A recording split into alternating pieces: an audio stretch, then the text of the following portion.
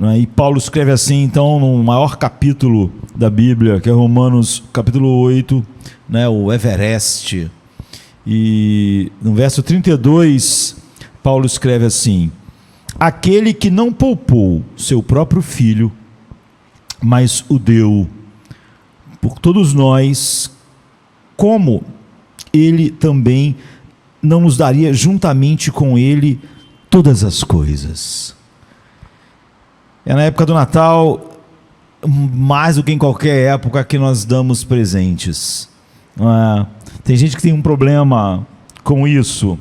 O Natal é só presentes e comércio. Na verdade, é o único feriado que a gente faz tudo sobre doação, sobre dar.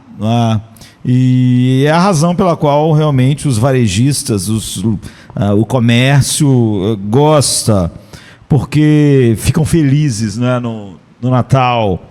Porque de uma forma que eles não estão felizes assim em nenhum outro feriado. Nem nesses como o Dia das Mães, Dia dos Pais, nunca igual o Natal. E você não vai ver os varejistas e o comércio feliz no Dia da Independência, por exemplo, ou na Páscoa, né? Igual, porque nos outros feriados nós não damos presentes. Ou se damos, sempre há uma categoria, há um grupo específico, né? Como o nosso pai, então nossa mãe, então, enfim. Mas no Natal não. Nós damos presente a todos. Não é uma categoria que recebe presente. Natal é tudo sobre doação, todo mundo ganha presente, ou dá presente. Agora, por que a gente faz isso? Eu acho que essa doação generalizada de presentes caracteriza plenamente o que é esse grande mistério da piedade. A gente pode dizer, que caracteriza claramente o centro daquilo que é o Natal. O evento central do Natal é que Jesus Cristo nasceu. Jesus é o grande personagem, não que simplesmente nasceu. O ensino da Bíblia é claro, não é? Ele é o Deus eterno e ele nunca teve início. Portanto, quando nós pensamos em ele nascer, é totalmente diferente de quando eu nasci. Quando você nasceu, Jesus não surgiu, não entra, não aparece na história, não é? Ele eternamente é. O que aconteceu, diferente de quando eu nasci ou vocês nasceram, é que ele foi dado a nós. Ele não é como nós que nascemos e passamos a existir. O Pai deu ele a nós. Ele é o presente do qual o Natal fala. Você vê o que Paulo diz: aquele que não poupou o seu próprio filho, mas antes deu por nós, como também não vai dar junto com ele todas as coisas. Ele é o maior de todos os presentes. Paulo está dizendo: se Deus o Pai nos deu o seu filho, não há mais nada que ele nos dê. Ao nos dar o seu filho, ele nos dá tudo. Jesus é o presente.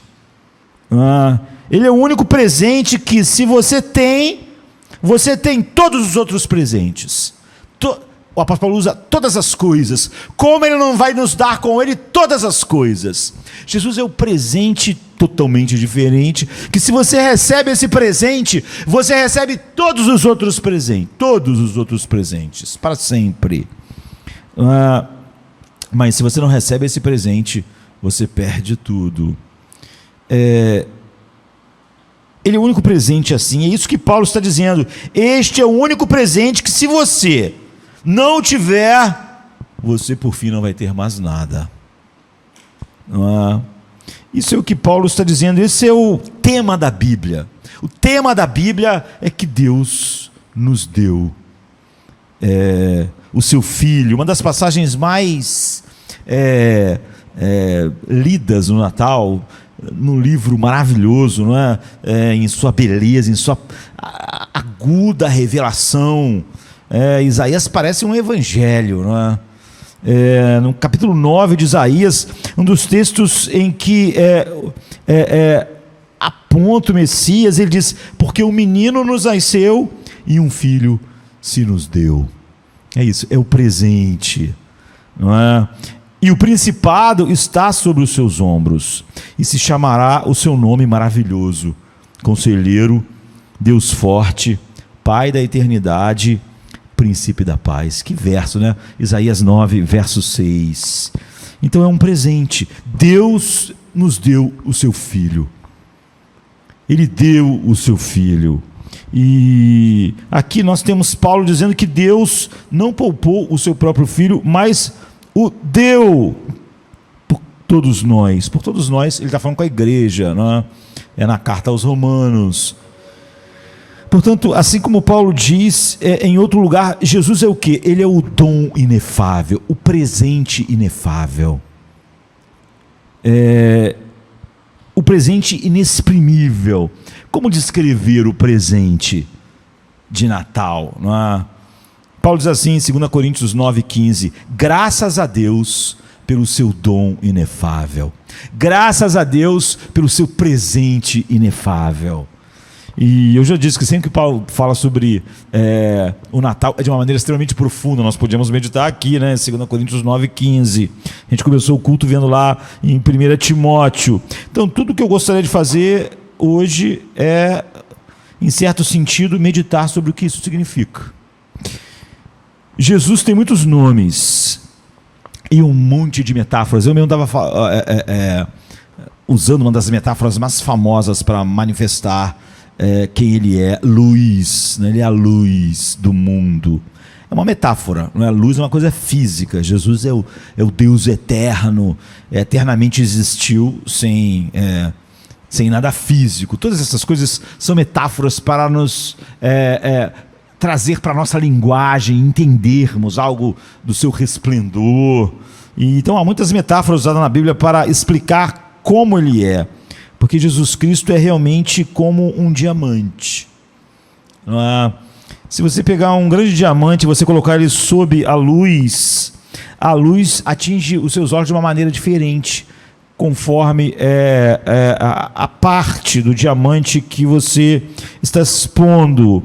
Então, ele não muda só a parte que você vê, ele muda como você vê todo o diamante. E através de todas as facetas de um diamante, você sempre pode ver o todo do diamante. Cada faceta mostra todas as outras facetas através dela. E em seguida você olha para outra faceta e você vai ver todo o diamante por aquela faceta. E você vê não só aquela diferente, mas tudo se mostra com contornos, brilhos, cores e luzes diferentes. E você pode ficar virando assim o diamante, e cada parte vai mostrar o todo de uma forma diferente. E você vai ver de uma outra perspectiva, e você vai ver outras belezas nas facetas que você já tinha visto, mas que agora você está vendo por outra faceta. E para realmente você ver a glória de uma grande pedra, você vai precisar ficar mantendo o diamante sendo mudado de posição de novo e de novo e de novo. E hoje a gente vai apenas dar uma olhada numa dessas facetas. A gente faz isso a vida inteira, é maravilhoso, não é? Para cada uma dessas facetas de Cristo, você vê todo o resto de uma maneira nova e diferente. Não só aquela faceta, mas todas as outras. E eu gostaria de olhar para Jesus através dessa faceta que o apóstolo Paulo virou o diamante para nós. Jesus como presente de Deus. Como presente. Por isso que eu falei que o centro do Natal nada mais próprio do que da ideia de doação, de presente, porque é sobre isso mesmo. Então, quais são as qualidades de um presente? O que é um dom? O que é um presente, não é? O que é o dom de Deus, o seu dom inefável? Um filho se nos deu. O que deveria ser um presente?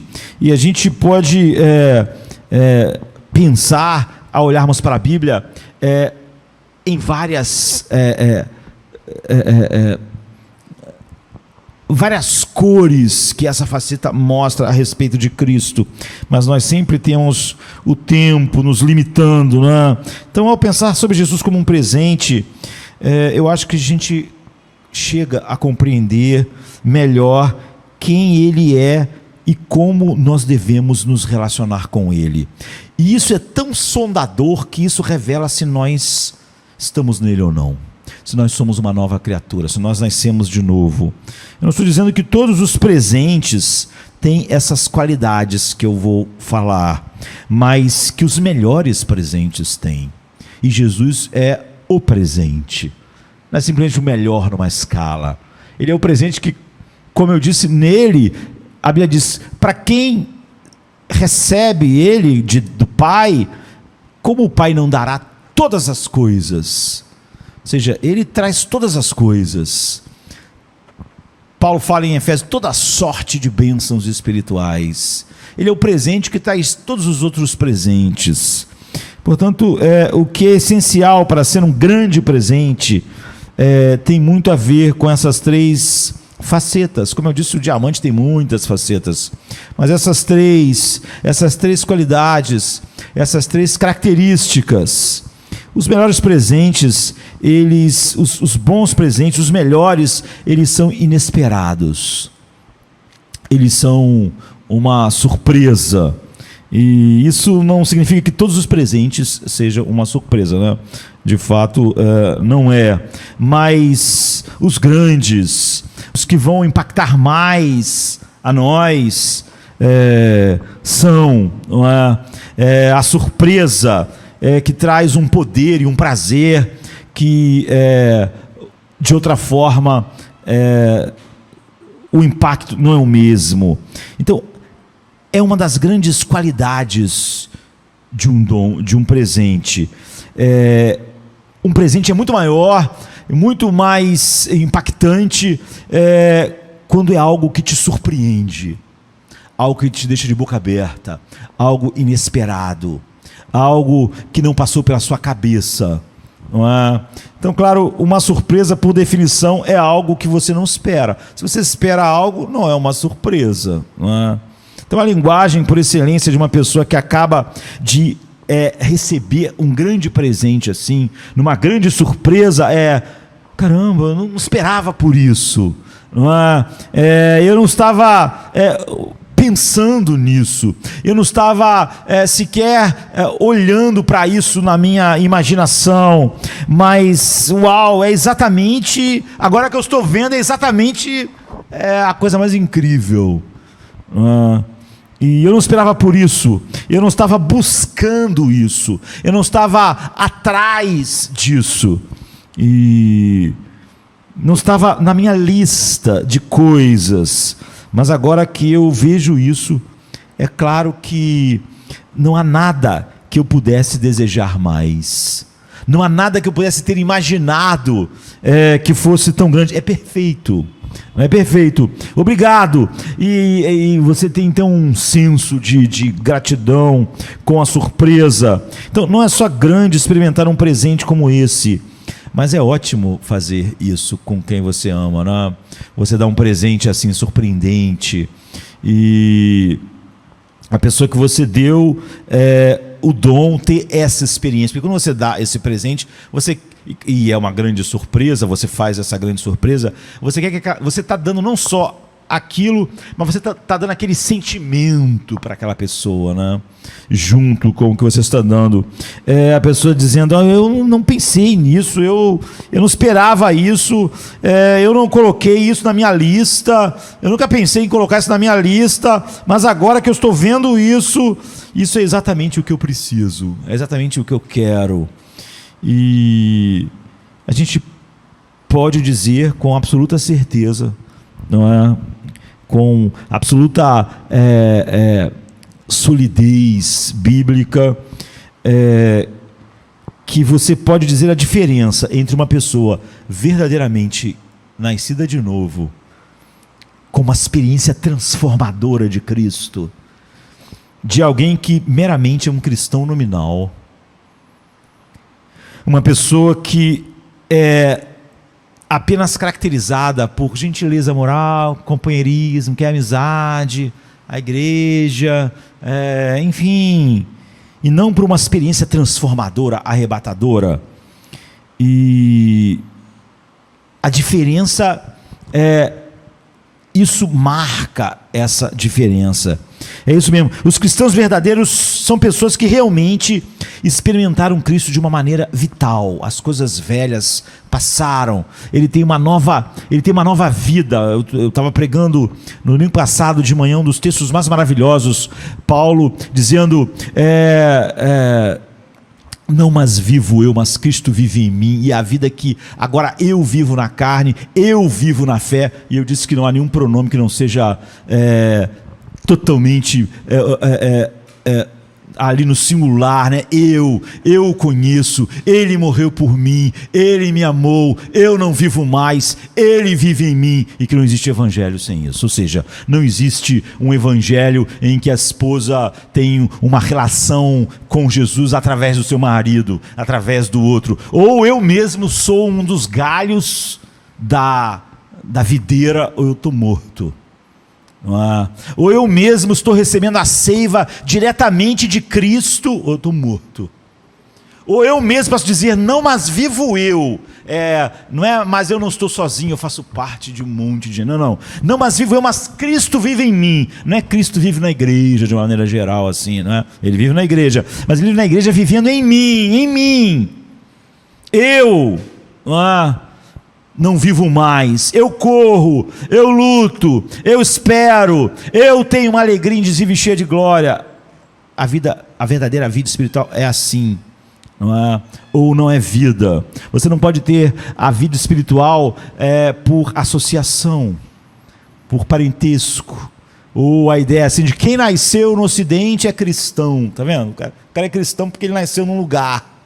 Ele é cristão porque nasceu numa família. Ele é cristão porque ele pertence a uma igreja. Não. Ele tem que dizer: eu não vivo mais, eu estou em Cristo. Então isso mesmo, os cristãos verdadeiros, pessoas que realmente experimentaram Cristo de uma maneira vital, sempre se sentem dessa maneira que Paulo está descrevendo. Há um divisor de águas em sua vida.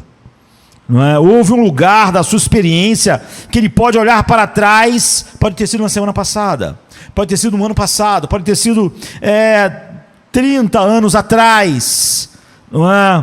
Mas você sabe que houve um tempo em que você achava que você sabia tudo sobre Cristo. Às vezes você foi criado na igreja, não é? Mas quando você o conheceu, houve uma revolução na sua compreensão de tudo.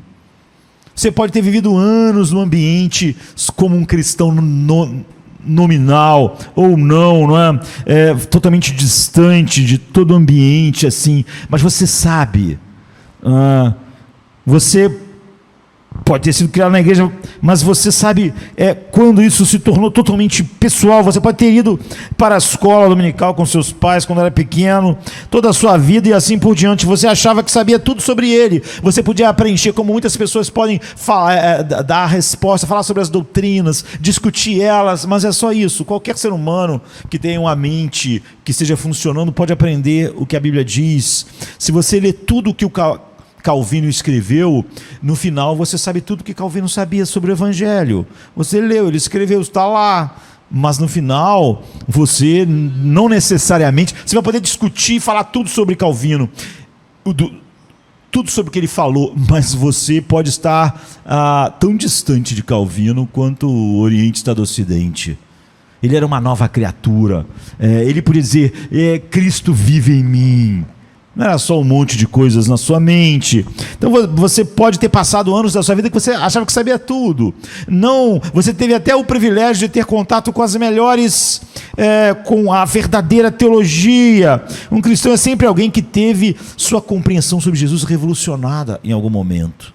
não simplesmente um aprendizado intelectual, porque quando Jesus na verdade se mostra, quando você realmente o conhece, você diz: eu não esperava por isso.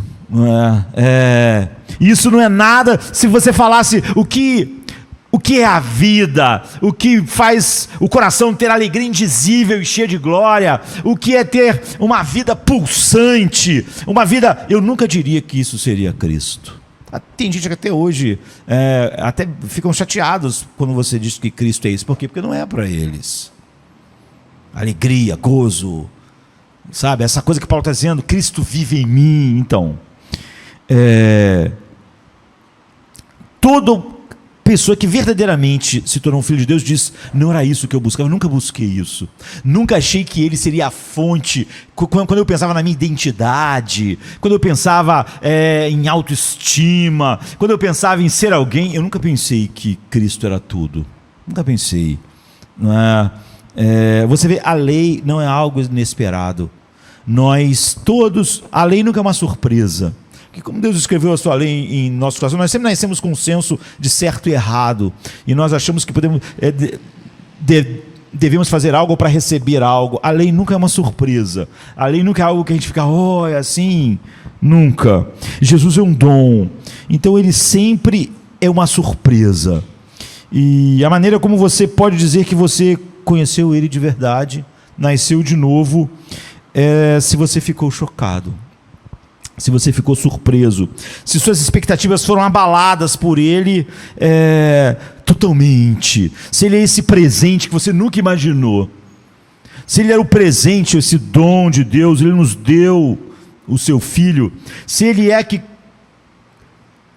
quando ele chegou você ficou totalmente espantado com o fato de que você nunca teria pensado, nunca teria colocado na sua lista, nunca teria falado: olha, isso aqui é a vida, isso aqui é que isso aqui é o prazer final, isso aqui está acima de todas as coisas, o resto é tudo lixo perto disso. Você nunca botou isso na lista. Você achava que a alegria, a felicidade, a identidade, a autoestima estavam em um monte de coisas. Paulo, por exemplo, ele achava que a alegria estava em ele ser um fariseu respeitado, está em primeiro lugar em tudo que ele fazia, né? Quando ele fala sobre o que era o seu currículo no passado, ele falava: eu sou hebreu da tribo de Benjamim.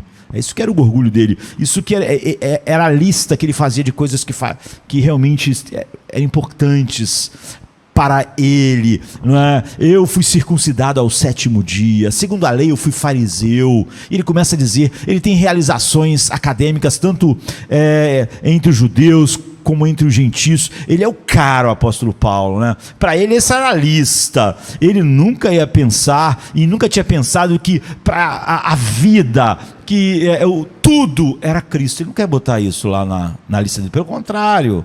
Não é? Ele nunca imaginou que um dia ele dizia: mas tudo isso é um lixo perto de Cristo. Você vê que presente Cristo é o presente que tudo que Paulo achava maravilhoso é lixo perto do presente. É tão surpreendente, é tão incrível, eu nunca pensei. Me esforcei a vida inteira para ganhar respeito, identidade, para ganhar autoestima, para ter um senso de valor, e eu botei um monte de coisa na lista, mas então chegou esse presente e o resto tudo para mim virou lixo. É assim que você sabe que nasceu, não é? Se isso não aconteceu a você, se isso nunca aconteceu com você, você sequer conhece Cristo. Muitas pessoas, muitos cristãos nominais falam: essa pessoa rejeita Cristo. Aquela pessoa, na verdade, ela rejeita Deus, está morta em delitos e pecados, mas ela nunca rejeitou Cristo, é porque ela nunca nem soube o que Cristo era. Quando alguém falava, quando ela via Paulo falando alegria indizível, ela não rejeitou a alegria indizível, ela nunca soube o que é isso, sabe? Nem o rejeitou, porque você nunca rejeitou o verdadeiro Jesus. Você rejeitou as ideias que uma mente carnal pode fazer dele. Você pode ter rejeitado as ideias que a mente carnal pensa que tipo de alegria ele podia dar.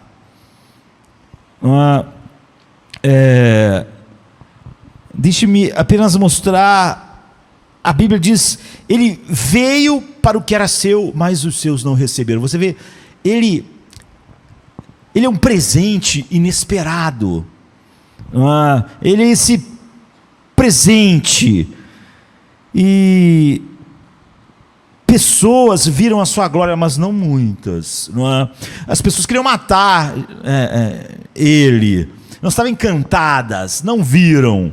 Mas João diz: o Verbo virou gente e habitou entre nós, cheio de graça e de verdade, e vimos a sua glória, como a glória do unigênito do Pai. Você viu um homem que viu o presente, um homem que recebeu o presente?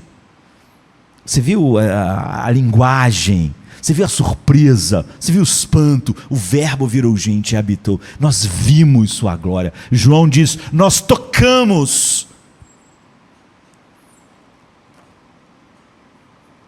o Deus vivo. Quando ele estava aqui na terra, você se lembra que quando ele chamou todos os seus apóstolos, discípulos e seguidores para se reunir, depois que ele foi embora, depois que ele ascendeu, quantos estavam na reunião? Quantos estavam naquele dia? 120. Depois de 30 anos e depois de 3 anos do seu ministério, quantas pessoas estavam reunidas? 120. Do mundo, de todas aquelas multidões, essas 120 pessoas viram a glória dele de tal maneira que estavam lá, sabe, expectantes. 120 pessoas. Pensem quão poucas pessoas são, depois de tudo o que tinha acontecido. Apenas alguns realmente o receberam. Deus deu-lhes o poder de receberem ele, o presente. Por quê? A resposta é que ele não atendeu às expectativas das pessoas. As pessoas tinham uma expectativa para o Messias, para o presente. Eles não esperavam uma surpresa. Eles achavam que sabiam exatamente o que precisavam para ser felizes. Eles achavam que sabiam exatamente o que precisavam para ter uma alegria, uma paz. Eles, quando diz, ele veio para que os seus não receberam, eles eram igual todos os homens. Grande parte dos que se dizem cristãos já sabem o que vai me fazer feliz. Eu sei que vai fazer, isso aqui vai me fazer. Eu preciso daquilo, eu preciso daquilo, eu preciso daquilo. Eu não preciso de surpresa. Eu já sei o que vai fazer eu ser uma pessoa plena, com uma autoestima elevada, com alegria que vence. Eu já sei o que eu preciso. Eles sabiam já. Eles sabiam. Eles esperavam por um certo tipo de pessoa. Ele veio e ele disse: eu sou o Messias. E eles tinham suas expectativas, e ele não atendeu a expectativa de ninguém, e então eles foram embora. Isso, a minha alegria aí, minha alegria não é alegria indizível. Esse cara, esse Messias que para mim é uma alegria diferente. Esse Messias é a razão que eles viram sua glória, que eles não viram a sua glória igual João, é porque eles se recusaram a ser surpreendidos. Eles pensaram que já sabiam sobre o que a vida era, o que eles precisavam, o que faria eles plenos. Eles já sabiam. Eles se recusaram a ser surpreendidos. Eles se recusaram a ver Jesus como um presente. Eles não esperavam o Messias como um presente. Eles esperavam o Messias como o que eles já sabiam que era importante e necessário para eles. Eles nunca ficaram deslumbrados como Paulo está. Grande é o mistério da piedade. Tudo é lixo agora. Nunca imaginei isso. O Messias não tem nada a ver. Imagina como Paulo esperava o Messias sendo um fariseu. Paulo já tinha toda uma ideia de Messias, mas diferente dessas pessoas, Paulo, ele recebeu Jesus como um presente surpreendente. Ele nasceu realmente de novo. Eles esperavam o Messias, mas o Messias tinha que ser um líder político, um líder social. Eles já sabiam o que eles precisavam para ser felizes, para a vida deles ser completa, para eles terem a autoestima de novo. O Messias tinha que ser uma pessoa de poder, uma pessoa com influência, uma pessoa com relevância cultural, porque ele tinha que consertar Israel. As pessoas já sabiam o que o Messias tinha que fazer para elas serem felizes. Sabe, hoje, ele tem que consertar meu casamento, só eu vou ser infeliz, eu não vou ser feliz. Ele tem que dar um jeito na minha carreira. Ele tem que me dar uma família assim. Ele tem que me dar um ministério maravilhoso. Senão eu não vou ser feliz. Eu sei que é ministério que me faz feliz. É o que eu estou esperando. Se não vem o que eu espero, então eu não quero. Isso aí não vai me fazer feliz. Foi o que Israel fez. Israel esperava o Messias e eles já tinham determinado o que faria eles felizes. O que traria paz e descanso e gozo e alegria. Eles já tinham determinado. Se não fosse o que eles achavam que devia ser, eles já tinham determinado que eles não receberiam isso como um presente. Eles já sabiam o que faria. Eles já sabiam por que eles existiam. Então eles já sabiam o que faria eles completos, plenos. E uma pessoa que poderia realmente fazer as coisas acontecerem. Porque, veja você, seu próprio povo disse: nós estamos sobre a bota de Roma. Roma com seu polegar está nos esmagando. E é isso que nos faz infeliz. O que nos faz infeliz é o que Roma está fazendo. Roma é a fonte da nossa infelicidade. A gente precisa de alguém que lide com a fonte da nossa infelicidade. Nós precisamos de um Messias, de alguém que possa fazer alguma coisa, que possa tirar a bota, não é, de Roma de cima da nossa cabeça.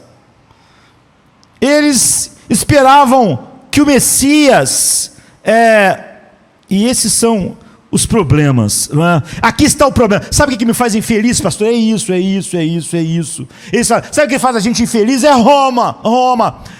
Enquanto isso não for resolvido, eu não vou ser feliz. Os romanos são um problema. Esse Messias vai fazer algo a respeito do problema dos romanos? Vai fazer algo a respeito do meu casamento? Vai fazer algo a respeito disso, daquilo outro? Se ele não vai fazer, então ele não pode ser quem vai ser minha alegria indizível e cheia de glória. Porque eu já sei o que vai fazer o meu coração cheio de alegria. É os romanos serem, porque eles são um problema na minha vida. A minha vida tem problemas, é infeliz. Mas eu sei por que ela é infeliz, por causa dos romanos. Quando eles forem tirados, então... Sabe... Eu preciso de um Messias que fale, eu vou fazer algo sobre isso. O teu marido é o problema, teus filhos, a falta de oportunidade, ninguém te valoriza, é por isso que você é infeliz, por isso que você não tem autoestima, por isso que você tem uma vida miserável. Então o meu Messias tem que ser isso, eu já sei o que vai me fazer feliz. Em vez disso, o Messias veio, olhou para Israel e disse: arrependei-vos. O quê?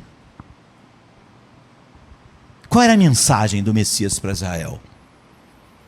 Era essa, não é? Arrependei-vos. Sabe o que Jesus estava dizendo para eles? Vocês são o problema.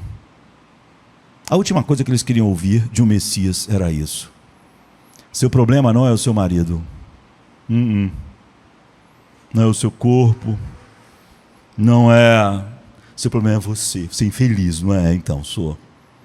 Você não tem alegria indizível, né? Então, não tem. Sabe qual é o problema? Seu problema não é tua família. Seu problema não é o Brasil. Seu problema não é a igreja.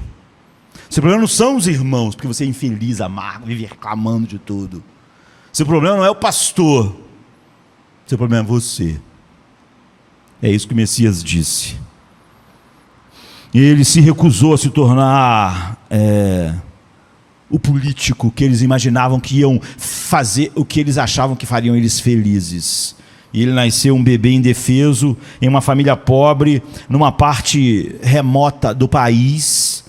E ele nunca teve qualquer conexão relevante. Ninguém nunca viu ele... ele está começando a andar com as pessoas certas. Ele vai começar a fazer coisas que realmente vai mudar a nossa situação. Ele nunca se tornou uma pessoa influente nos círculos poderosos. E ele só andou no meio deles. E o que ele pregava? Qual era a mensagem? O que ele vai falar para a gente? Você lê o Evangelho, você verá que o resumo de tudo é que ele, em todos os lugares, disse: arrependei-vos. Admita, ele estava dizendo que a lei condena todo mundo. Admita que vocês estão debaixo da ira de Deus igual os romanos. Admita que o problema de vocês não são os romanos. Admita que a sua infelicidade Não é a falta disso, daquilo outro que você acha que se você tivesse. A falta, o problema seu, a falta de alegria, de vida, que consideraria tudo um lixo, é porque você está separado da vida de Deus. E você não está separado da vida de Deus por causa da sua família, nem por causa dos romanos, é por causa de você mesmo. Arrependei-vos. Os romanos, vocês, todo mundo admita que você é o problema, não são os romanos. Nunca tente encontrar as razões das suas frustrações sem fim, infelicidade, fora de você. Na sua família, seus pais, no mundo, nos romanos, na igreja, nos irmãos. Aí eu queria tanto ser uma bênção, mas eu não sou, porque por causa dos irmãos, é por causa da igreja, é por causa do mundo, é por causa dos problemas na minha vida, é porque minha esposa não é como devia ser, e o meu marido não é como devia ser, os meus filhos não são. Jesus chegou e disse, não, vocês estavam esperando que o problema era os romanos? O problema é todo mundo, o problema são vocês. A minha mensagem para vocês não é, vamos nos livrar dos romanos. A minha mensagem para vocês é o seguinte, arrependei-vos. Não são os romanos, não são a sua família, não são a sua esposa, filhos, esposo, não é a igreja, não é o pastor, não é o Brasil. O problema é você. Jesus viveu no mesmo mundo que nós, com alegria, paz. Você vê, o mundo o tratou pior do que qualquer um de nós. Mas você vê como não havia o problema, nada disso foi realmente um problema. O mundo não tratou Paulo bem em momento nenhum. Nem a igreja o tratou bem, na maior parte do tempo. Todo mundo disse, esse é o Messias? Esqueça, não pode ser o Messias. Esse é o propósito de Deus? Essa é a mensagem, que eu sou o problema? Que eu devo me arrepender? Que a ira de Deus está sobre mim? Que eu preciso ser propiciado e expiado? O problema são os romanos, é uma coisa evidente, qualquer um que olhasse ia ver que o problema do mundo são os romanos. Eu não sou o problema. Era suposto ele ser aquele que vai nos salvar, a pessoa que está indo para lidar com os nossos problemas, mas só que nós achamos que nos salvar e lidar, era lidar com aquilo que nós definimos que era a fonte das nossas infelicidades. Aquilo que eu não tenho, que as pessoas são, que as pessoas fazem. Não podia ser. As únicas pessoas que ele recebeu foram o povo, aqueles poucos que estavam dispostos a deixar as suas expectativas quebradas, não é? Que estavam dispostos a ouvir a verdade, que foram feitos dispostos pelo Espírito Santo, e que chega ao ponto de um homem, um fariseu, impecável segundo as tradições, olhar para si e dizer, eu sou o principal dos pecadores. Oh meu Deus, isso não é nada do que eu esperava. O presente do céu, o presente, o Deus encarnado, ele veio, o que ele disse para mim, não foi, caramba, eu vim. Depois que eu vi a família que você nasceu, depois que eu vi os problemas que você tem, depois que eu vi o marido que você tem, a esposa que você tem, a igreja que você tem, o pastor que você tem, o emprego que você tem, eu desci do céu para te ajudar. Não, ele veio e disse assim, arrependei-vos, você é um problema. Ele é exatamente o que eu preciso. Só um coração regenerado abraça o presente, sabe? Só o coração regenerado diz, é verdade. Não é o Império Romano que tem que mudar. Sou eu, Paulo, Saulo de Tarso. Se eu, Saulo de Tarso, mudar, o Império Romano pode ser governado por Nero, e eu vou ser um homem cheio de alegria, indizível e cheio de glória. Se eu mudar, se eu tiver o presente, eu posso ser governado por Calígula, e eu vou ser o Pedro, totalmente diferente. Então, deixe-me cair na real nesse momento. A pessoa média, e muitos de vocês que são cristãos, não é? sabem que você começou assim também. Por que você começou a ir à igreja? Muitas das pessoas que eu converso comigo na internet são cristãs, mas não há nada de espetacular no evangelho para elas. Porque finalmente elas não são constantes, estão firmes, tal, amanhã está desanimado.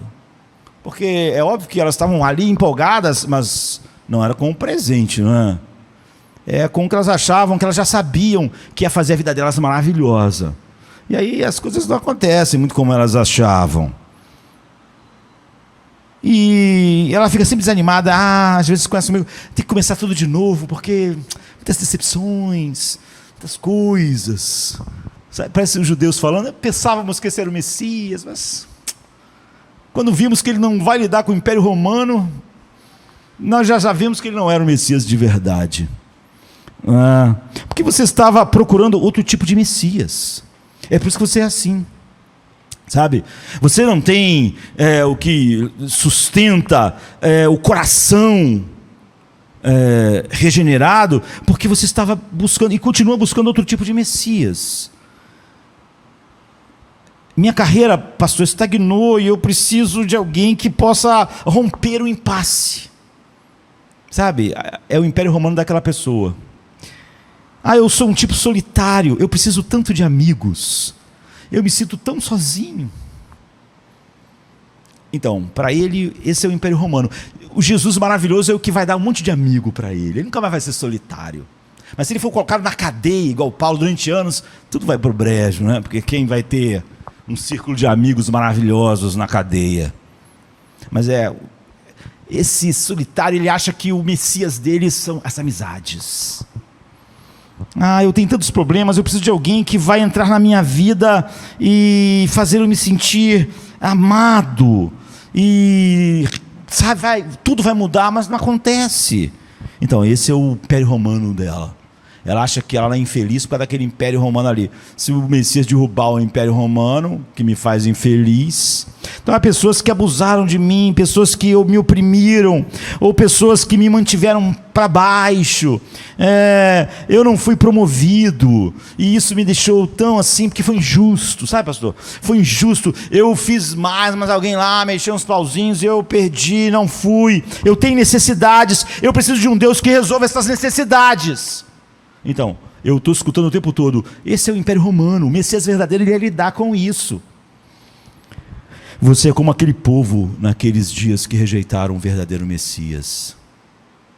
O que? Ele não vai lidar com o Império Romano? Então, ele não é o Messias. Eles estavam procurando por um Messias com poder, com influência, mas aqui é o inesperado. O Messias apareceu e disse: se arrependa. Contaram para ele uma história de uma torre que caiu em cima dos caras, e dos caras que foram assassinados por Pilatos, e ele diz para eles: se vocês não se arrependerem, vão perecer igual a eles. É a mesma coisa. O quê? Pilatos que matou eles. Pilatos que é o... Não, vocês. Se vocês não se arrependerem, vão perecer igual a eles. A mesma coisa. Arrependei-vos. O problema de vocês não é Pilatos. Se Pilatos matar vocês, vai estar tudo bem. Se vocês tiverem recebido o presente. Eu mesmo vou ser entregue por Pilatos. E não vai ser problema nenhum. Não é o problema. Aqui está o que nos destrói. Nós todos pensamos que nossos problemas são devido a coisas e pessoas fora de nós. Israel tinha certeza que o problema dela, daquela nação, era os romanos. Eles são os únicos problemas. Isso é o que compõe todos os homens naturais. Os ricos dizem que os problemas são os pobres. Eles são improdutivos, não se esforçam tanto como deviam, e acaba arrastando tudo para baixo.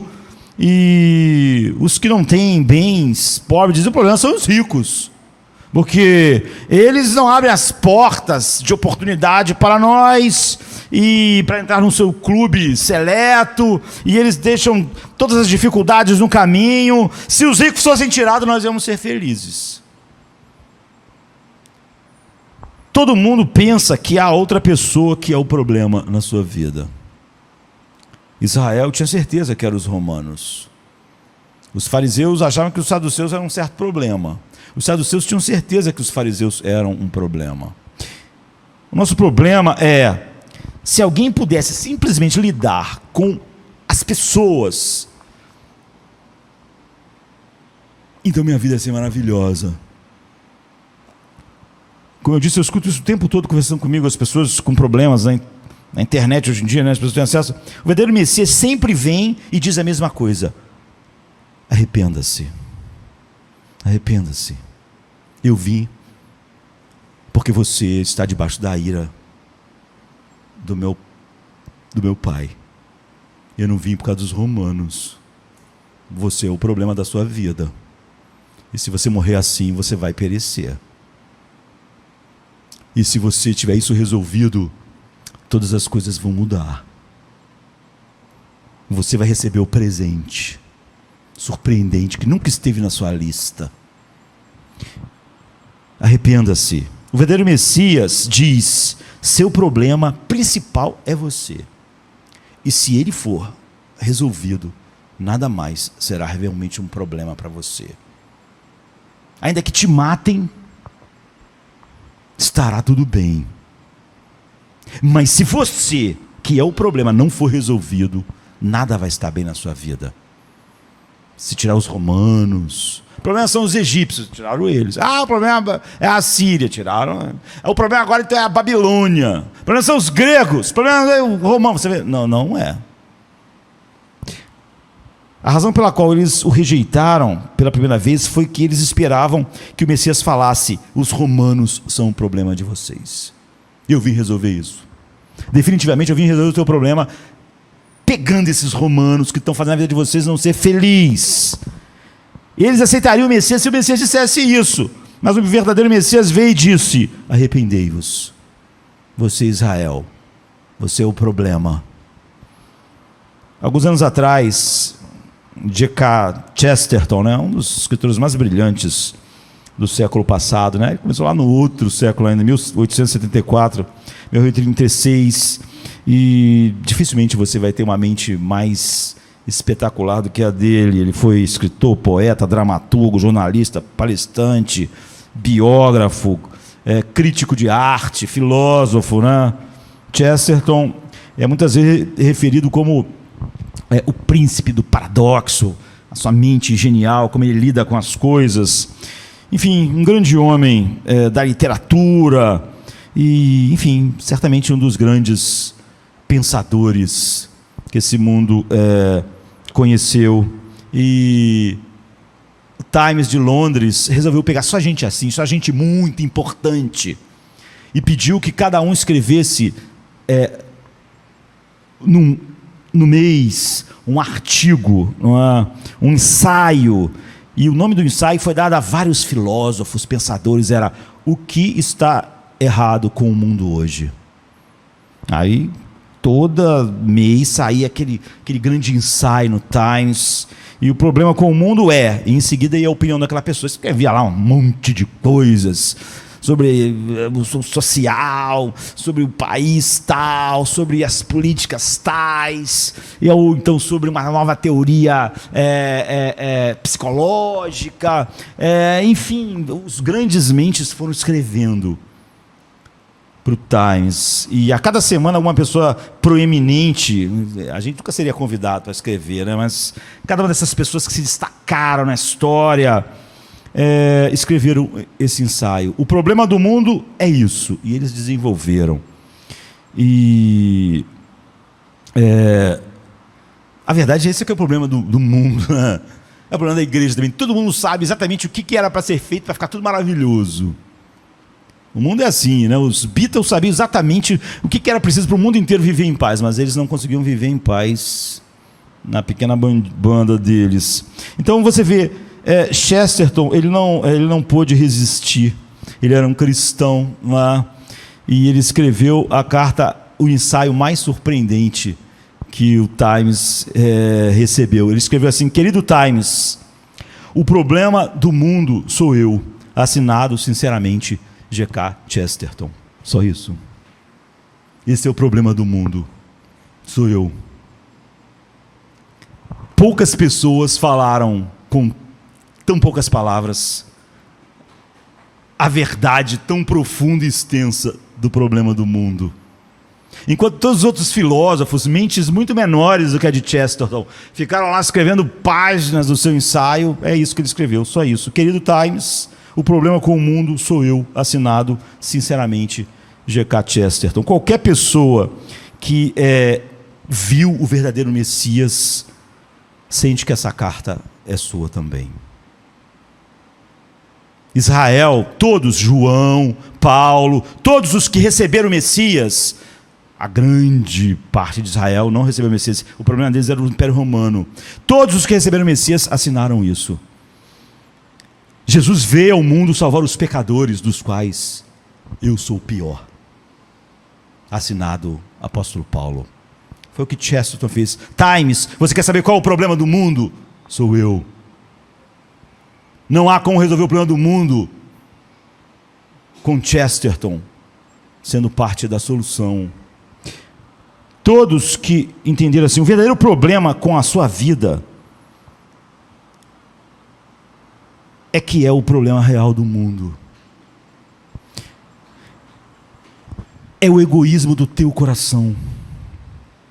É o orgulho do teu coração. Por que você acha que todo mundo te trata mal? Então, porque você acha que você é o centro do mundo. O grande problema teu diante de Deus nesta noite não é a tua família, não é teu emprego, não é sua esposa e esposo, é o seu pecado contra Deus, não é a igreja, não são os irmãos, não é o pastor, não é o presidente. Teu grande problema nesta noite são as falhas do teu coração para com Deus. É o auto-engano do teu coração enganoso. E a pessoa que ele mais engana é você mesmo. Esse é o teu grande problema. O grande problema do teu coração é que você tem ambições no coração. Ambições que, óbvio, não são centradas em Cristo. E sempre que uma delas é tocada, não se cumpre, você fica no buraco. Você odeia as pessoas que atrapalharam sua ambição. Esse é o teu problema. Decepções por causa das tuas expectativas centradas em si mesmo. O grande problema do mundo é que você escreveu um papel para todo mundo. Você é o roteirista do mundo. Então você escreveu o papel para sua esposa, você já escreveu o papel para o seu esposo, escreveu o papel para os seus filhos, escreveu o papel para o teu patrão, escreveu o papel para o Brasil, você já escreveu o papel para a igreja, você escreveu o papel para cada irmão individualmente, você já escreveu o papel para o pastor, e as pessoas insistem em não seguir o roteiro. E aí você vive achando que se o Império Romano seguisse o roteiro certo, então você seria feliz. Mas o Império Romano insiste em fazer a coisa errada. Então Jesus vai ter que vir para lidar com esse Império Romano. Porque certamente o Império Romano não está funcionando como eu escrevi a história. O seu problema é o seu pecado. Eu não quero ter nada a ver com esse tipo de conversa. Isso é primitivo, obsceno, isso é antiquado. Tudo bem. Você não conhece Cristo. Todo mundo que conheceu falou assim: porque nossas justiças são como trapos imundos, não a dos outros, a minha. Porque eu sou uma pessoa de lábios impuros, não os outros, o meu, Isaías. Este não é o verdadeiro Messias, porque o verdadeiro Messias, pastor, ele ia consertar meu casamento, ele ia fazer todo mundo na igreja agir dessa maneira, ele ia fazer o Brasil ser dessa forma, ele ia lidar com o Império Romano, ele ia fazer o pastor ser dessa forma, ele ia fazer o apóstolo Paulo ser dessa forma, mas ele não está fazendo, ele não é o Messias. A diferença entre pessoas morais, agradáveis, religiosas, cristãos nominais e verdadeiros cristãos, são que os cristãos são pessoas que encontraram o verdadeiro Jesus, e isso revolucionou sua compreensão de si mesmo. Chega um grande apóstolo, o grande fariseu Paulo, olha para a prostituta e diz: porque não há diferença porque todos pecaram e estão destituídos da glória de Deus. Eu e a prostituta, eu, o grande Paulo, sabe, da tribo de Benjamim, fariseu dos fariseus, segundo a lei fui fariseu, eu e a prostituta, não há diferença, todos pecaram, todos estão destituídos, todos estão debaixo da ira de Deus. Essa pessoa encontrou Cristo, você vê, ele não consegue ver mais a diferença entre ele e a prostituta, ele não consegue mais ver o mundo como problema. Ele é alguém que, como Chesterton escreve, querido Times, o problema com o mundo sou eu, sinceramente, G.K. Chesterton. Ele não é o que eles esperavam. O homem natural nunca esperou que o presente descesse do céu e dissesse: se arrependa, você é o problema do mundo, eu vou ter que morrer por causa de você.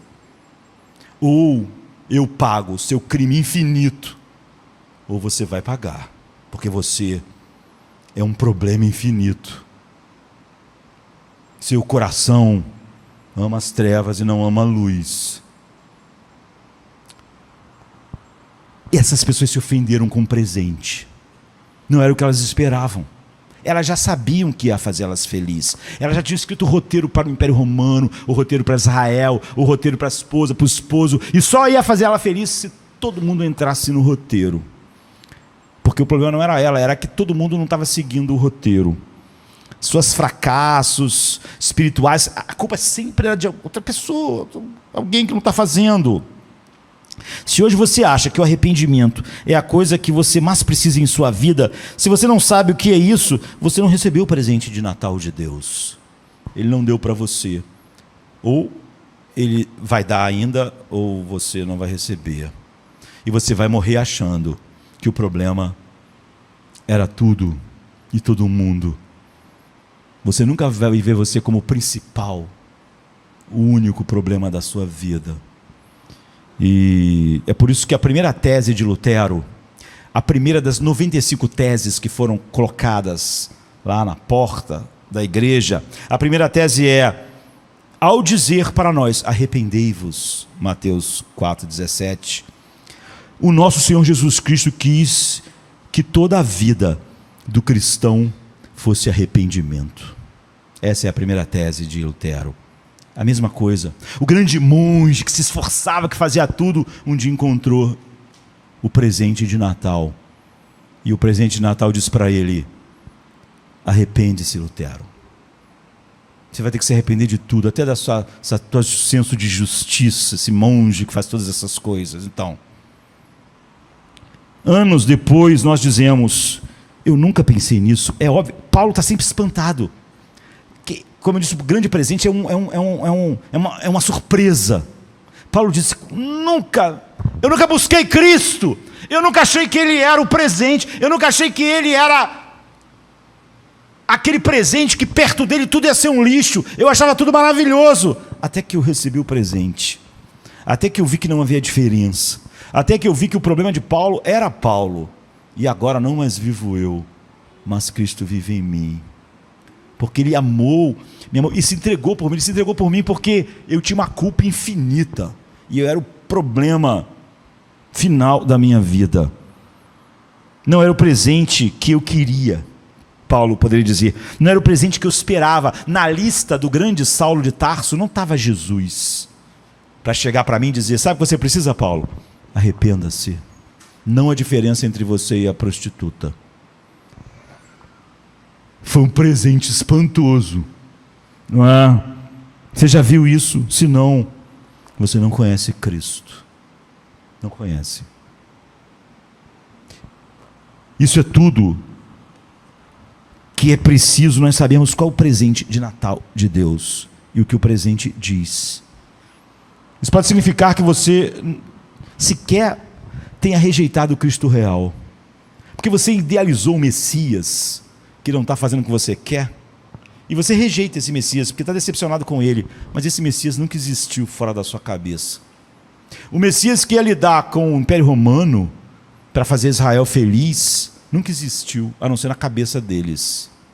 Na verdade, eles se decepcionaram com o Cristo que eles inventaram. Não é?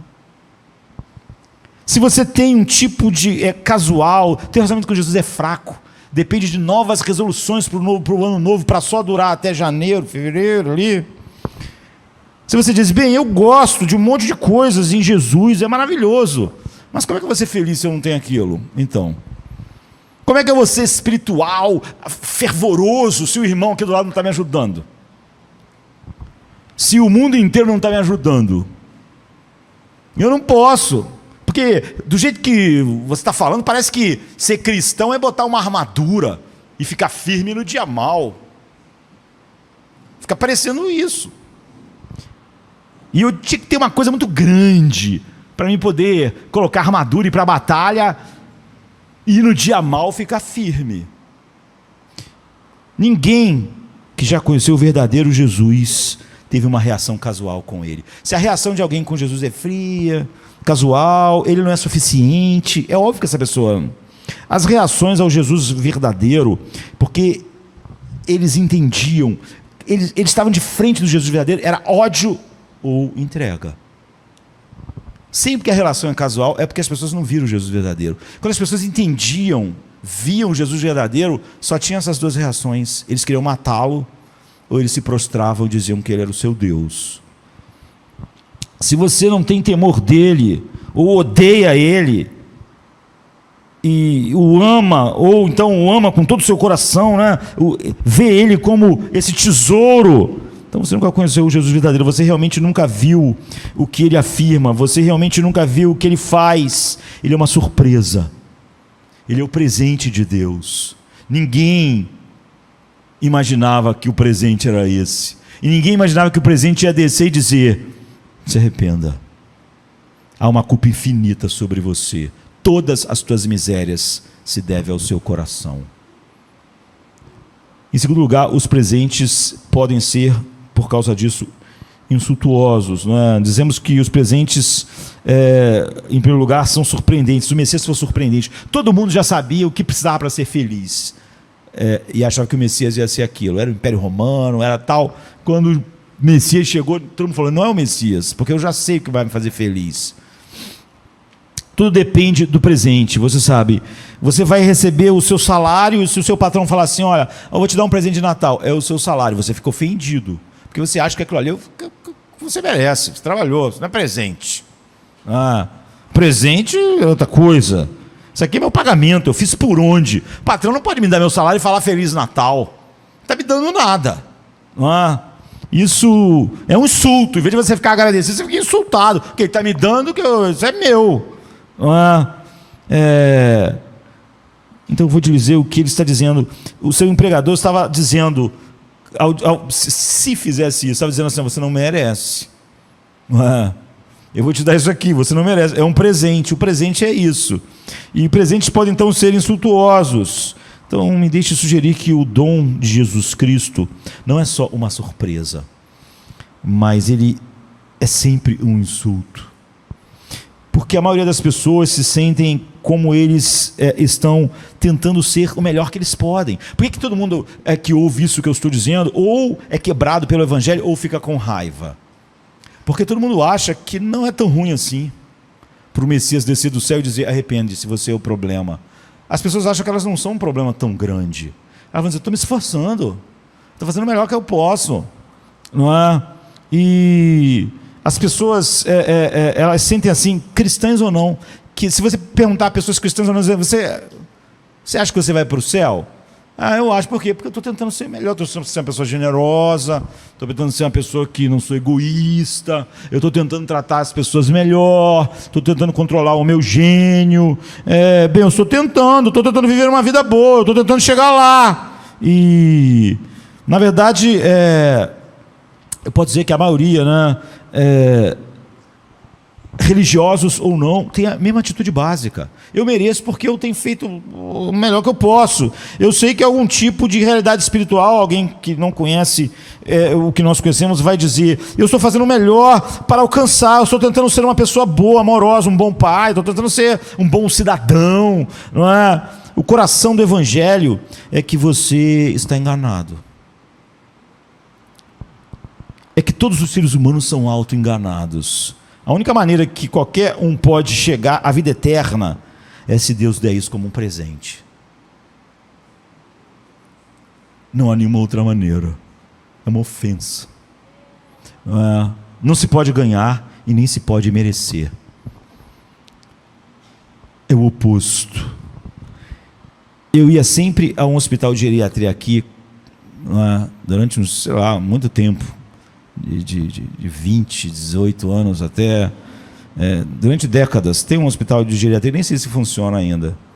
E eu ia muito lá, né, fazer visitas, orar com as pessoas.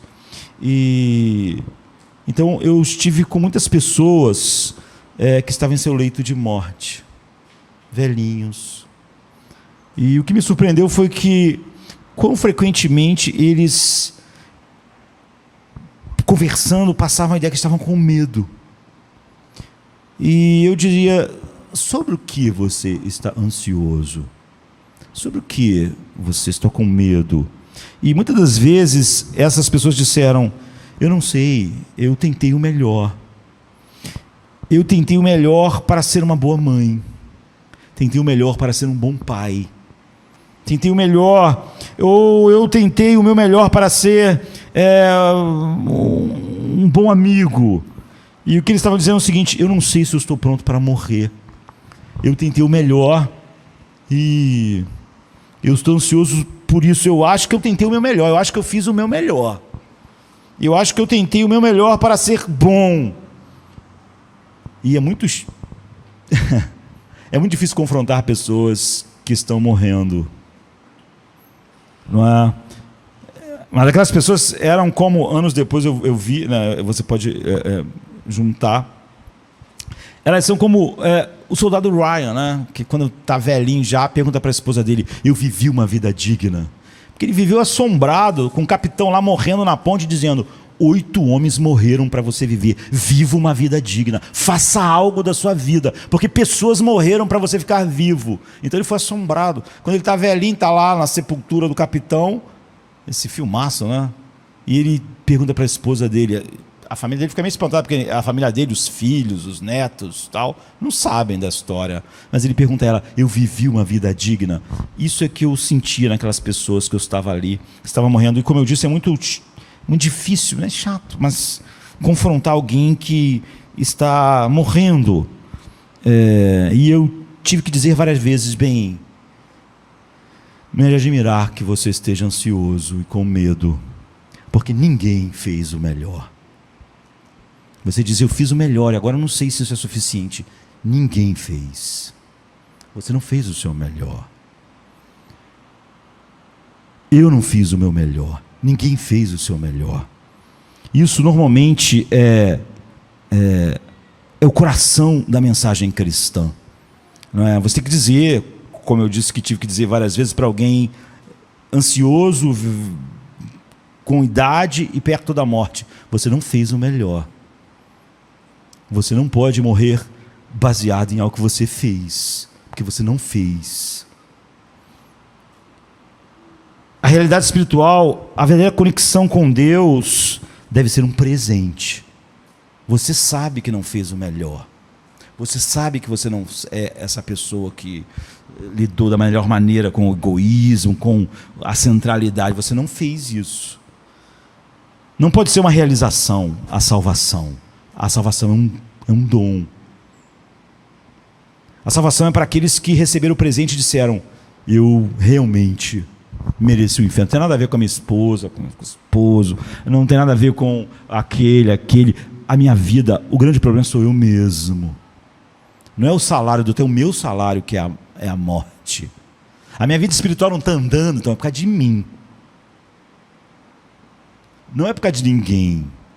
Eu sequer posso me ajoelhar para orar com a ideia na cabeça de que alguém é o responsável pela minha vida espiritual, por eu não obedecer a Deus. Eu não obedeci a Deus hoje por quê? Por causa do papai, por causa da mamãe, por causa do irmão. Senão eu teria obedecido a Deus. Pessoas assim não podem orar. Aqueles velhinhos precisavam entender, mesmo estando perto da morte, mesmo não sendo muito agradável dizer, que eles não fizeram o suficiente. Que eles estavam com medo e deviam estar com medo. Porque é óbvio que eles não tinham feito. A vida eterna não é uma realização, é um presente.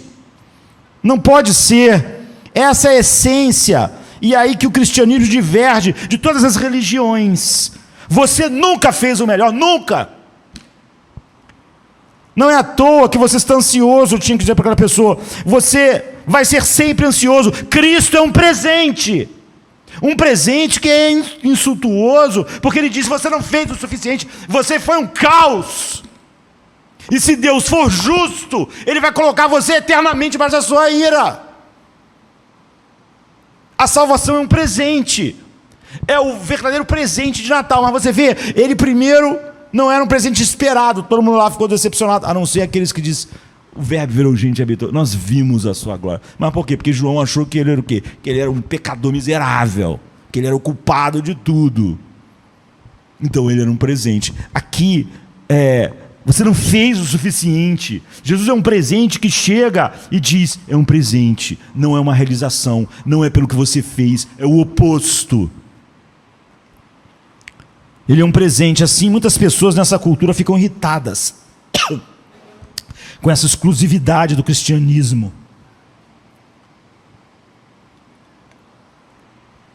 Ele é o caminho para Deus como Pai. Todo mundo vai acabar chegando a Deus, mas debaixo da sua ira. Chegar a Deus como filho, Ele é o caminho, não há outro.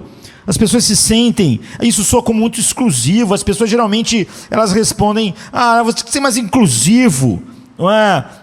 Isso parece de mente aberta. E as pessoas que tentaram o seu melhor?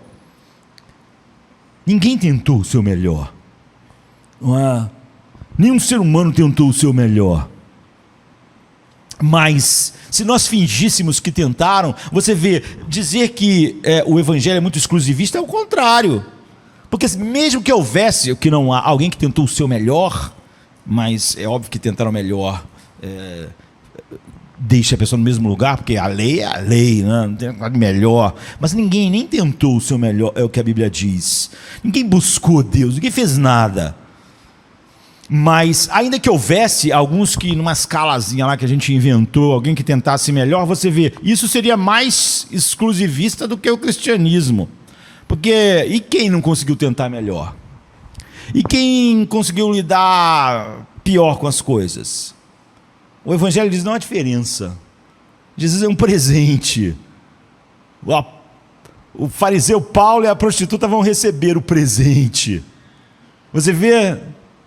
Pelo contrário, em vez de ele ser exclusivista, é o oposto. Senão a gente pensava: não, pelo menos o apóstolo Paulo tentou, esse tal de Paulo tentou mais do que essa aqui, então vamos botar ele, ela não tem a menor chance. Não, agora não há diferença. Não há diferença. Ou recebe o presente, ou está todo mundo igual. Não há nada mais nivelador do que o evangelho, não é? Que diz sobre aqueles de nós que não são maravilhosos, não foram isso, não foram aquilo. Ia ser totalmente excluído. Mas agora está todo mundo, Paulo diz, todo mundo foi colocado debaixo do pecado, para que agora, onde todo mundo está, onde todo mundo realmente vive, a salvação será um dom, é um presente.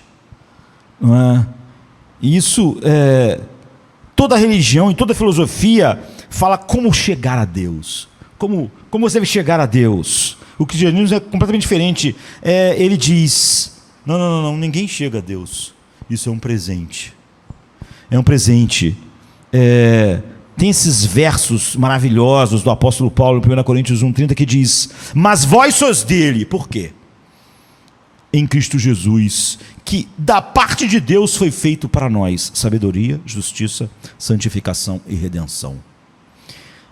Caramba, todas essas grandes palavras num só verso. Paulo é insuperável em fazer isso, não é? Você sabe o que Paulo está dizendo? Está falando, ele diz: vós sois dele em Cristo, que Deus, da parte de Deus, fez Cristo para nós como um presente, sua sabedoria. Você vê o que significa ser cristão? Você agora é justo, santo, santificado por causa do presente, só por causa do presente. O que significa ser cristão? Significa que quando você se une com Cristo, não é? Quando você é colocado em Cristo com presente, Paulo diz: como não receberemos todas as coisas?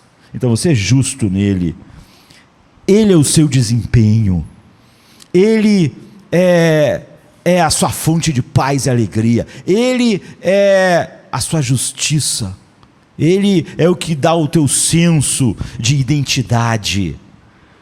Graças a Deus, finalmente temos algo que, pelo contrário, né, em vez de ser excludente, bota todo mundo no mesmo lugar, no mesmo nível, e diz: a única maneira é o presente. Graças a Deus,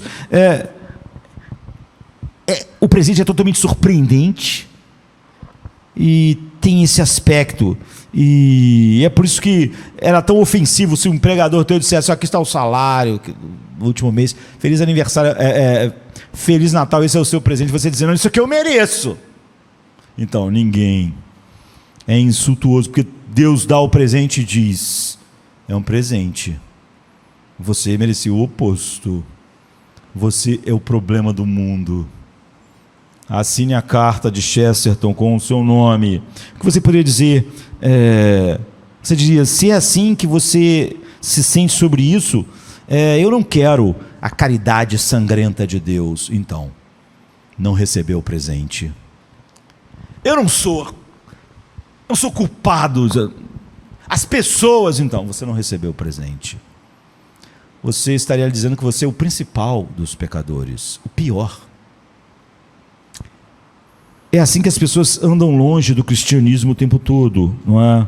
Mesmo aqueles que são cristãos nominais, porque você não pode receber o presente, a menos que você tenha sido levado pelo Espírito de Deus a admitir que você nunca sequer tentou viver para a glória de Deus, você só viveu para você mesmo.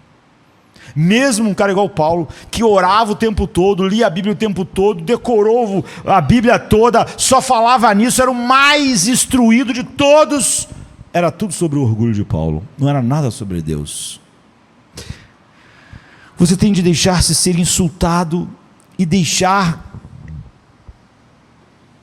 que seja um presente totalmente surpreendente, um presente que chega e diz: o problema não é o Império Romano, o problema é você, arrependei-vos. E mais uma vez, anos atrás, eu me lembro que estava num lugar muito pobre, né?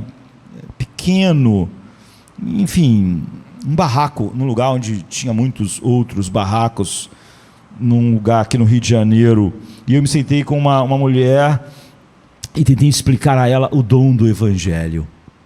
O dom do Evangelho.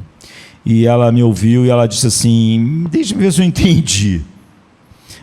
Se eu levar a minha vida boa, tentando ser honesta apesar de pobre, der o meu melhor e ser assim, generosa, e eu disse: então, o que tem?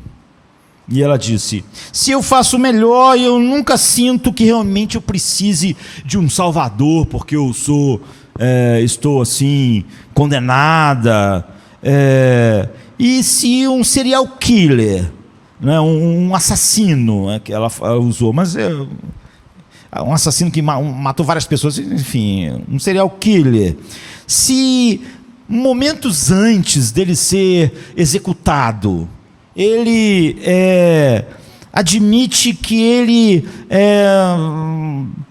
de nenhuma maneira há nada bom nele, e ele então abraça pela fé essa verdade, ele está ligado a Deus para sempre. Eu disse: certo, é isso, a senhora entendeu. E ela disse: essa é a coisa mais ridícula que eu já ouvi. É a coisa mais ridícula que eu já ouvi. O que você pensa que eu sou? Eu pensei: não recebeu o presente. Não é? Vou ser expulso aqui. Espero que ela não fale para as pessoas aqui do bairro aqui que eu sou. Não é? Ou seja, ela ficou totalmente ofendida. Ela queria o salário dela. E eu não tinha nada para falar sobre salário, a não ser o salário do pecado. Então a Bíblia diz: porque o salário do pecado é a morte, mas o dom gratuito de Deus, o presente, é a vida. O presente de Natal. Então, Quando alguém diz, como aquela mulher disse em outras palavras, que Deus mantém a sua caridade sangrenta para ele, eu sabia, ela não viu o presente. E você não vê, ninguém faz o melhor de nós é totalmente egoísta. O melhor de nós nasceu nesse mundo achando que a vida era a respeito de nós. O melhor de nós acha que a igreja é a respeito de nós, se não for mudado pelo Evangelho. O melhor de nós acha que Deus é sobre nós. O melhor de nós acha que o Messias é sobre nós, que nós já sabemos o que o Messias tem que fazer, ele tem que lidar com o Império Romano. E, portanto, todos merecem ser cortados, menos nós. O problema do mundo é o Império Romano. O problema do mundo são as pessoas. O problema não sou eu. Jesus Cristo morreu na cruz, viveu uma vida perfeita em nosso lugar, para exatamente que a justa exigência de Deus, que era sobre Josemar, fossem pagas, e ele me dá isso como um presente. Mas se eu achar que o problema é o Império Romano, esse Messias não serve para mim. Porque o Messias chega para Josemar e diz: você é o problema, se arrependa. Como eu vou reagir ao presente é que define se eu nasci de novo ou não. Se alguém diz, isso tudo é muito doutrinário, eu não acredito que qualquer uma dessas coisas, tudo bem, não é? Você está tentando ganhar o seu caminho, você não vai ganhar o presente de Natal. Alguns,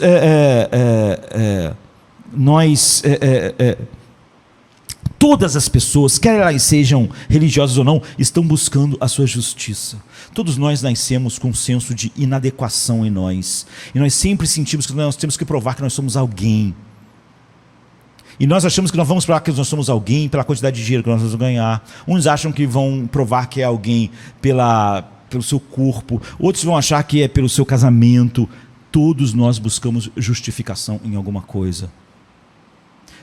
Todos nós sabemos que precisamos ser justificados. Todos nós nascemos com um senso de inadequação. E nós achamos então que algum relacionamento vai nos justificar. Nós achamos que algumas coisas que nós possamos controlar vão nos justificar. E há todos os tipos de formas, mas ninguém pode viver sem encontrar sua justiça. Aquela mulher que conversou comigo lá na favela, no barraco, então, ela tinha encontrado a maneira de se justificar. Ela realmente não precisava do Messias. O Messias era uma decepção para ela. No entanto, Paulo diz: diante de Deus, a tua justiça é um trapo imundo. Isso que você acha que te justifica, então, só mostra que você é o problema. Somente em Cristo você é feito para Deus, justiça de Deus, sabedoria, santificação. Ele fez, da parte de Deus, Ele fez Cristo ser nossa justiça.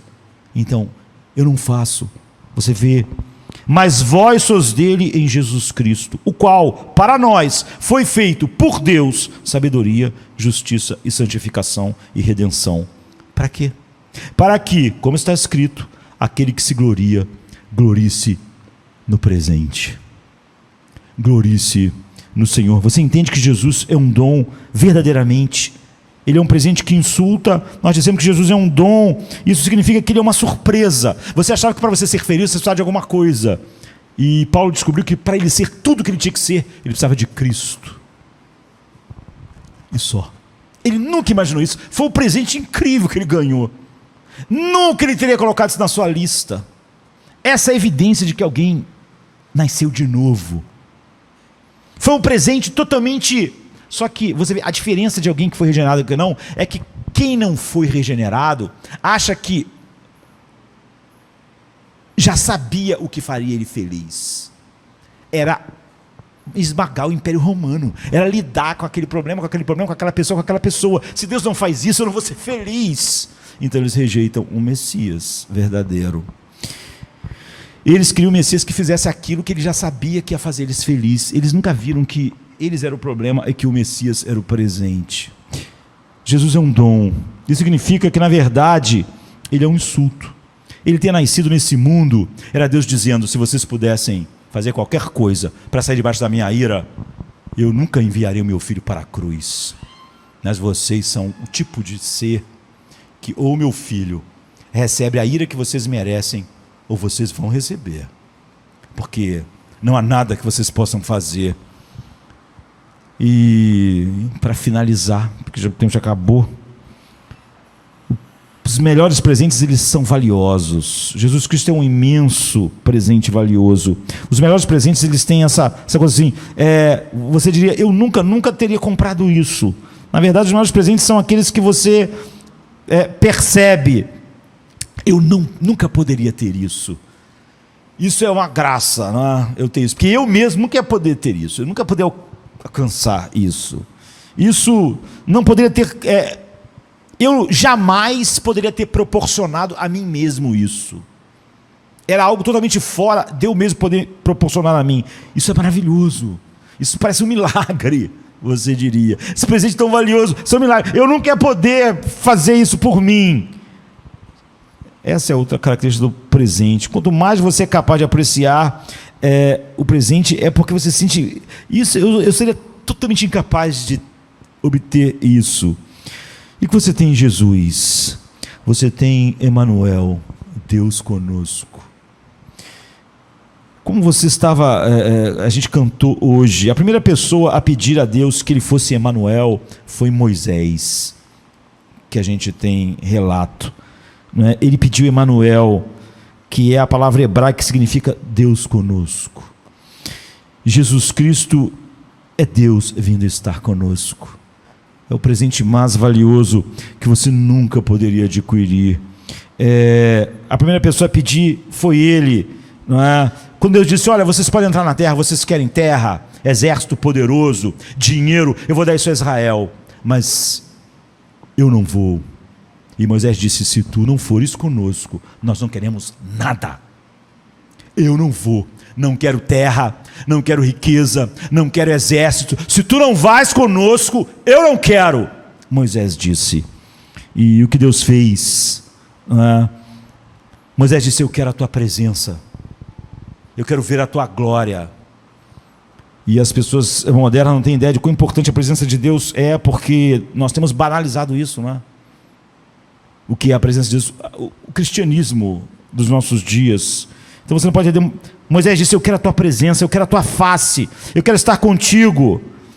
E você poderia dizer assim: como assim, Moisés? Deus está em todos os lugares. A face de Deus, a relação, a comunhão. E Deus fez o quê? É isso que você quer? Ele podia agir igual o ET assim, e botar o dedo na testa de Moisés e dizer: eu estou sempre aqui com você. Tocava uma música, Spielberg fazia quadrava a cena. Deus podia dizer isso, né? Eu vou estar aqui, eu sempre estarei com você, Moisés. Não, Deus disse: eu não posso ir, não é? Isso iria te matar. Eu não posso estar com você, a minha presença te mataria. Não tem essa coisa de Hollywood, eu estarei sempre contigo. Moisés compreendeu o valor do que nós temos no Natal, queridos. Moisés pediu a presença de Emanuel, Deus conosco, acesso a ti. E as pessoas não conseguem entender isso, porque elas não têm nenhum conceito da majestade de Deus. Como Paulo diz, Deus habita no alto e sublime lugar, inacessível, Deus invisível.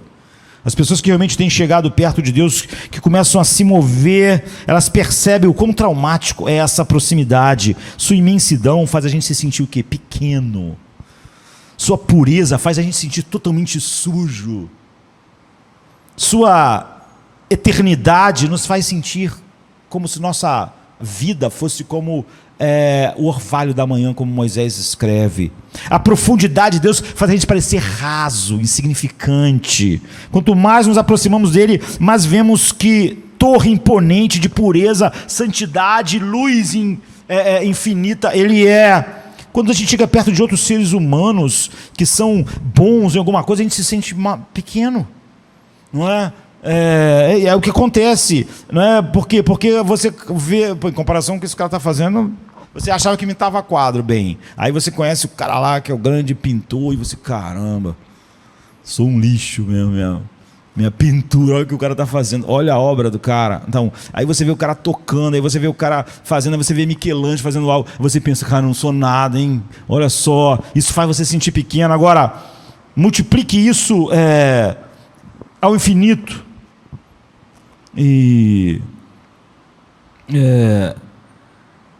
você sabe, uma vez eu estava conversando com um policial que se converteu e começou a agir de maneira correta, os outros policiais começaram a ter problema com ele. Por quê? Ele ser correto estava fazendo as pessoas se sentir mal. Pô, agora está ficando mais evidente aqui que a gente não... Esse cara é um problema, hein? Esse cara é um problema. Sabe, o professor que cumpre horário, faz tudo aos outros. Pô, tem que parar com isso, porque você está expondo a gente. Agora, se alguém fazendo isso se expõe, a gente imagina Deus, a pureza de Deus, a santidade de Deus. Se os policiais começaram a se sentir mal perto daquele policial porque ele estava agindo de uma maneira muito correta, imagine como um ser humano se sente diante de Deus. E os querubins se tapam. Você acha que é como habitar na presença do Deus 3 vezes santo? Ele disse para Moisés: iria matá-lo. Você não pode ver. Agora vemos no Natal você tem um bebê.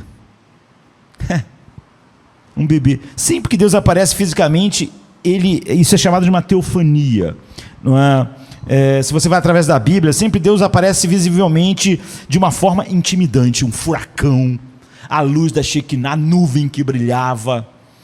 Sempre assim na Bíblia. Ezequiel vê um troço tão espantoso, não sabe nem descrever, está assustado. João cai como morto. E para Israel era uma coluna de fogo. Moisés viu um arbusto queimando que não queimava. Sempre era algo intimidante. Mas de repente Deus apareceu no mundo como um bebê. Não há nada mais acessível do que um bebê, queridos. Uma criança, né? Uma das grandes coisas sobre ter um bebê próprio seu é que eles são totalmente abertos para você, né? O seu bebê, absolutamente aberto. Você pode abraçar, você pode beijar, né? Até chegar a 2, 3, 4 anos. Depois já não há tanta abertura. Chato isso toda hora, né? Começa a se levantar, você já não é mais tão acessível, não é? Porque aquela pessoa tem um temperamento, um filho é de um jeito, outro filho é de outro. Quando era um bebê, você beijava, não tinha nada acessível, sabe? E é sobre isso que é o Natal, o presente, Deus, esse Deus, o santo Deus, com toda a sua glória infinita, beleza, além do suportável, majestade inatacável. Esse Deus tornou-se uma criança. Como isso é possível? Ele tornou-se vulnerável para que ele pudesse morrer na cruz, para que as barreiras infinitas que eu sou com o meu coração fossem quebradas. Não podemos ter Deus conosco. Nós cantamos Emanuel de maneira casual, mas se Moisés estivesse aqui, ele não ia entender a nós. Se Moisés estivesse aqui, ele nos ouvisse cantando Emanuel, ele não ia entender. Por que vocês estão cantando assim? Por que vocês não estão dançando de alegria? Em 2 Coríntios 3, onde Paulo diz que nós não somos como Moisés. Antes Moisés teve que colocar um véu sobre o rosto, mas em Cristo, Paulo diz, o véu foi tirado, porque Deus fez a sua luz brilhar em nossos corações, para nos dar a luz do conhecimento da sua glória na face de Cristo. Aquilo que ele disse para Moisés: não, Moisés, você não pode. Moisés estaria aqui pulando entre nós, dizendo: essas pessoas, será que elas entendem que elas podem ter a face de Deus? que esse é o presente. Elas podem ter a face de Deus, Deus conosco, a presença de Deus, sem sermos destruídos, sem sermos consumidos em nossa miséria. Você está enchendo a sua mente do valor infinito do presente que Deus deu. Porque você não está dançando de alegria, é o que Moisés está dizendo para nós. Por que vocês estão falando sobre isso de uma maneira casual? Por que você acha que isso não é uma alegria indizível e cheia de glória?